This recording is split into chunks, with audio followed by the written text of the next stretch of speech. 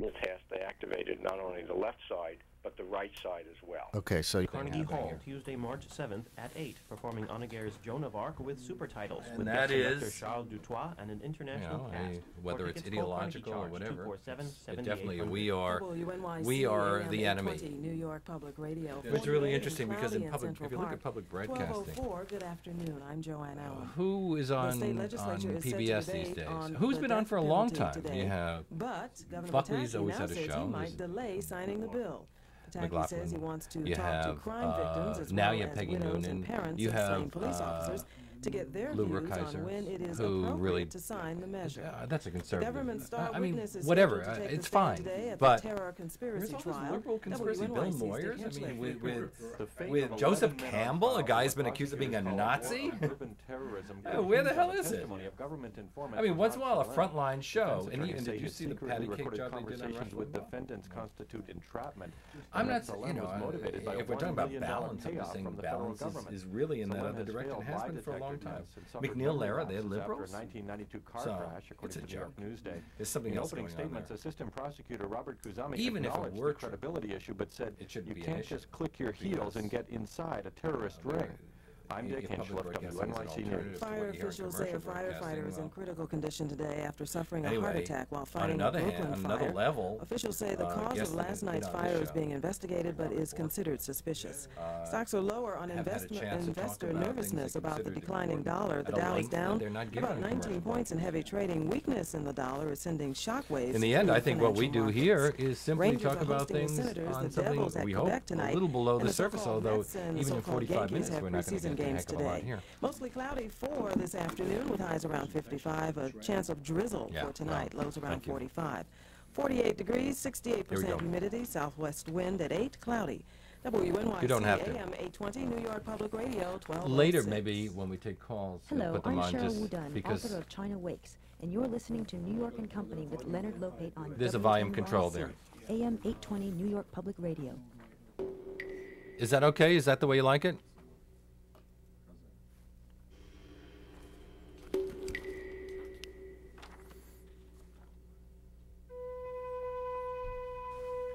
A half-century after World War II, the Japanese parliament is still considering whether to officially apologize to its Asian neighbors. But there are many Japanese who feel that the United States should be doing the apologizing, if anyone.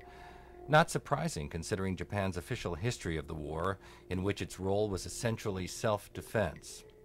That stance must be a hard one to swallow for Gavan Daws, author of a new book on the war. Specifically, he tells the story of the 140,000 Allied prisoners of war taken by the Japanese. The official Japanese history of the war neglects to mention the POW camps, and the Allied history books don't talk much about them either.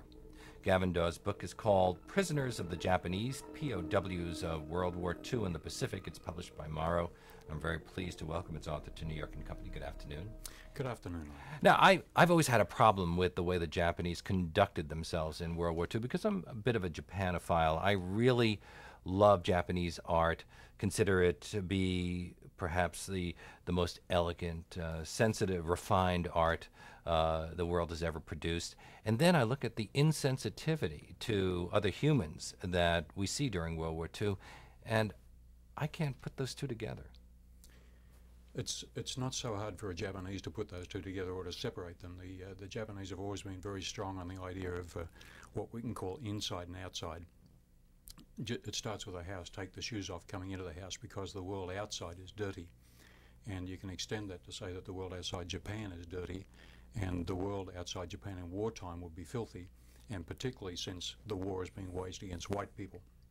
Because that war in the Pacific was a race war, if there ever was one, on both sides, not just on the Japanese side. But tell that to the Chinese, who are as angry with the Japanese as any people on earth. The Koreans have a lot of anger as well, and there are lawsuits as a result of what happened in Nanking, the rapes of and forced prostitution of women, all sorts of things that can't really just be seen as a blow against white colonialism. No, indeed not.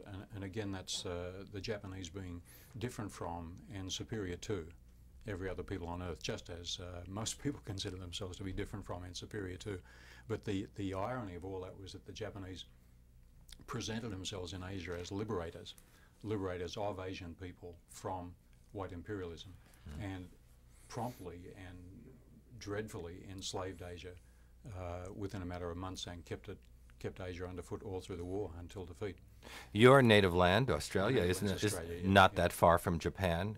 The Japanese never went in that direction, did they? Or was there a They sense of threatened threat? Australia. They're in New Guinea, and there was a threat to Australia. I was issued, for example, during the war with a gas mask and told how to avoid falling bombs. The expectation was an invasion in 1942. Even if the Japanese issue some apology, it would be toward the Chinese and to the Koreans, unlikely to the POWs, the Allied POWs you write about in this book. Yeah, that was one of the impulses for the book, that as far as the Japanese have gone toward apology, and it's not very far at all, it has been in the direction of Asia. It's been the comfort women, the slave prostitutes, who have attracted most world media attention and moral attention, and correctly so. And whatever the Japanese have been saying about restitution has been in relation to them. I think it is highly unlikely, even with the 50th anniversary of the war, that the Japanese will turn in the direction of the West, in the direction of these white prisoners about whom I write, and apologize for what was done to them. On the other hand, we seem to have been put in an apologetic position recently. The Smithsonian exhibit that involved the dropping of the A-bomb, the Enola Gay exhibit, has been scrapped because some people felt it just bent over too far to placate Japanese concerns. Yeah, the moral arithmetic of that Smithsonian exhibit was extremely interesting. The figure that was used by the authors of the text of that exhibit was to say that in any invasion of Japan, which would have happened had the A-bombs not been dropped, something like 60 to 70,000 American troops might have been killed, as against the 200,000 killed by the two A-bombs at Hiroshima and Nagasaki. Now that leaves out of the arithmetic the 100,000 surviving Allied prisoners of war. There had been 140,000. 40,000 of them were already dead, which is a terrifying death rate for prisoners in a 20th century war. But the moment that the first American soldiers set foot on Japanese soil, the prisoners of war, 100,000 of them, would have been slaughtered. The preparations were made, it was ready to be done. And so if you're going to do comparative numbers of deaths, you have to add 100,000 prisoners. You have to add further more than 100,000 white civilian internees held by the Japanese. And all the Asians who were POWs as well. If you want to be humane and not simply adversary about it, there would have been millions of Asians, including Japanese, who would have starved to death, if nothing else, if the war had gone on for another 12 months. So to some degree, this book is your way of saying we should have dropped the bomb? That's your point in that great debate? No, whether we should have dropped the bomb or not is a question far above my pay grade to answer. It's not within my competence. But the book is simply to say that here's 140,000 men, and the book is 150,000 words, so it's one word per man basically, who have not had the time of day from history, broadly defined, from their own governments, and certainly not from the Japanese government. Now, a lot has been written about POWs in Europe, the way the Nazis treated them. The death rate there was 1 in 25. Why so much less attention to this situation where the death rate was 1 in 3? Yeah, just look at those figures for a second. The irony is that with whatever the Nazis did to Jews and to Slavs and to Gypsies and to Russians and so on, which was horrifying beyond belief, on the Western Front, in relation to Allied prisoners like Americans and British and Australians, they observed the Geneva Convention. And that has a lot of things to say about how you treat prisoners in war, humanely. And the Germans did that.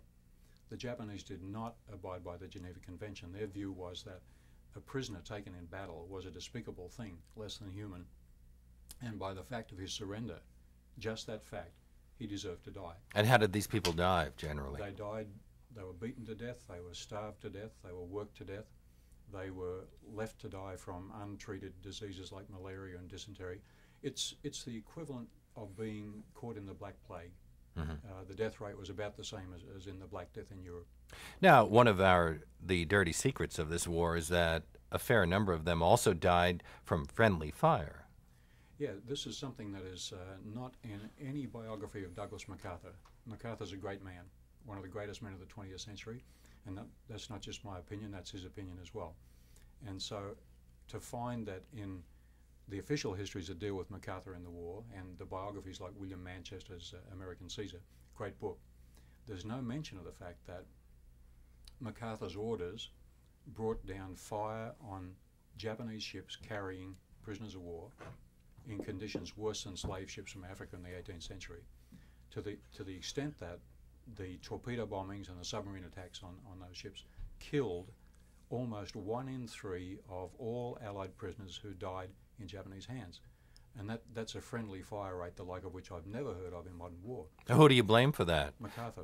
He knew about it. He knew that it went by sinking those ships, he was killing Americans. There was intelligence from the Filipino underground to MacArthur's headquarters every day, and I've seen the intelligence bulletins and the distribution of those bulletins to the highest level, to MacArthur, to Halsey.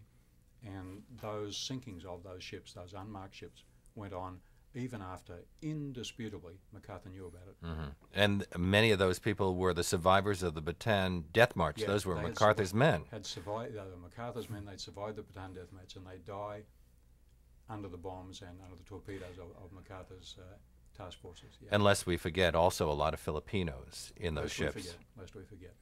In fact, probably fewer Japanese on those ships died than any of the prisoners who were our allies. Because the prisoners are packed into the holds by thousands, and the crews and the Japanese troops traveling on deck are only in the hundreds, Now, these are survivors of this terrible death march in which hundreds were randomly bayoneted, decapitated.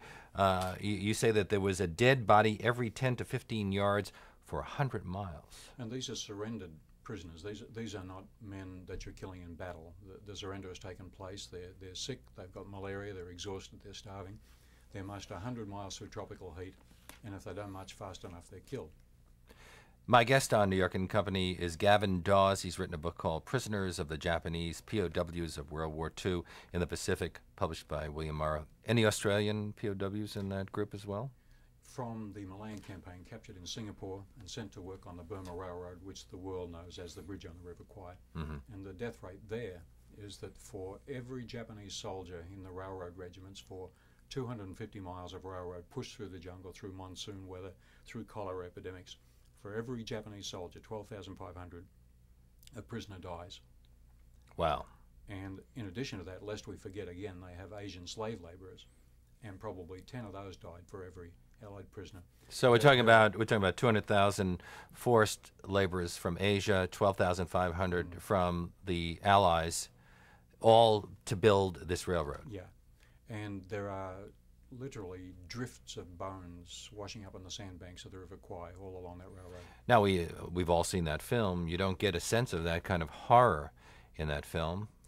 Have we been sanitizing Japanese history along with the Japanese? Yes, indeed. And of course we sanitize our own history. This is not exclusive to the Japanese, but the fascinating thing for me was not that the Japanese official history, which runs 100 and some volumes, it mentions the POW camps not at all. That's probably not surprising. What's more surprising is that the Allied histories, the American, the Australian, the British and the Dutch, say next to nothing about their own POWs. And how did you get into this? If this thing is not mentioned, do you know some people who were POWs or relatives of POWs? Well, like all my books, it began by accident. I was in a bar, as I sometimes am, and at the other end of the bar was a man talking about being a prisoner of war. And as happens in those circumstances, my ear grew out in his direction. I talked to him, I talked to other people, and all my books begin in that same sort of random fashion and become compulsions and obsessions and last for years and take far too long and become the history of the world. That's because you keep on going to those bars in between. It's partly that. I was also interviewing in the United States in more Greyhound bus terminals and Motel 6s and trailer camps than most living human beings, and the same in Canada and the Netherlands and England. The people you interviewed still feel damaged? They're the survivors. They're the survivors, and all of them, when I began interviewing, they'd be in their 70s, many in their 80s now. And clinically, to be a prisoner of the Japanese for 3.5 years aged the body 10 to 15 years. So they're very, very old men, and this happened to them when they were young. And the interviews are fascinating, just to go almost unannounced and unintroduced in many cases, sit with them for long enough, take a drink, and each successive hour of the interview gets deeper and deeper and deeper and deeper until the most dreadful things in their lives are talked about.